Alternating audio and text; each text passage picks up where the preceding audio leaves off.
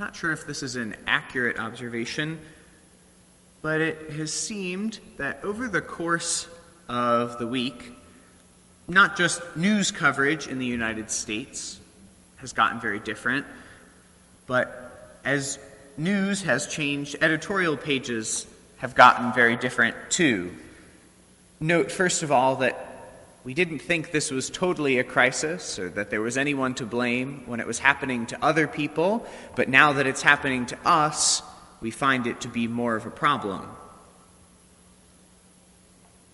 But what started out over the weekend as lots of opinion pieces about what social distancing would look like or what it means for us has changed, and it's become who's to blame.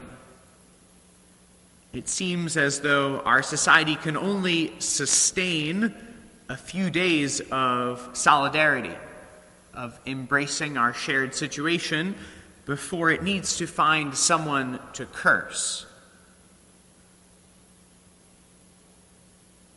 That's not what God is drawing us into. He wants us to love with our whole heart, which doesn't mean avoiding situations we're in by cutting them off or dividing parts of our hearts for blame and parts for shame and then part for doing what he's inviting us to.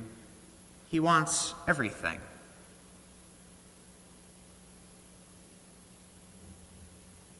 And so that's why he says in the prophet Hosea, a book that's all about returning to the Lord with our whole heart.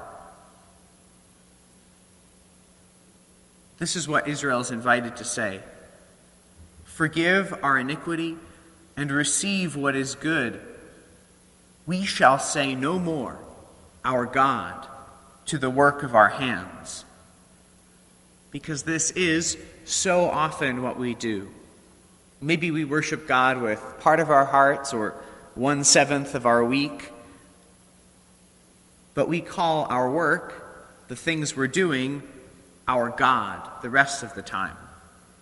And so what happens when that work is taken away or changed is that we're not exactly sure what to worship. One writer said, when people don't believe in God, it's not that they believe in nothing, it's that they'll believe in anything. And right now, in response to whatever the disposition of our hearts is, or the disposition of our culture, God says what he says in Hosea. I will heal their defection, and I will love them freely. Regardless of whether we're willing to love freely, he will. And the shape of our love is different in these days. It looks like kids being home or being home from work in ways people didn't expect.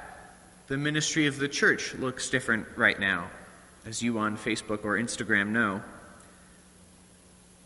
Right now, our church is open from 8 a.m. to 7 p.m. every day, but most people are not able to receive communion.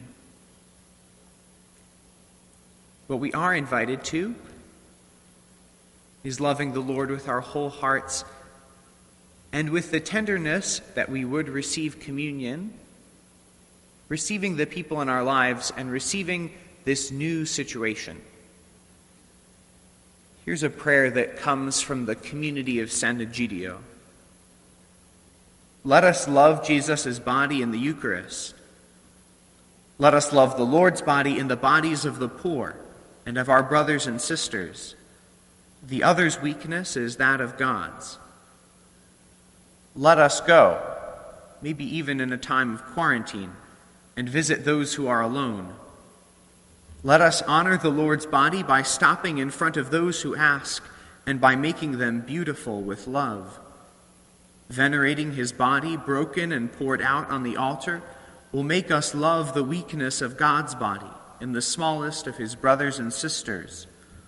Lord, welcome everyone into your kingdom of salvation. Remain with us, Lord. Amen.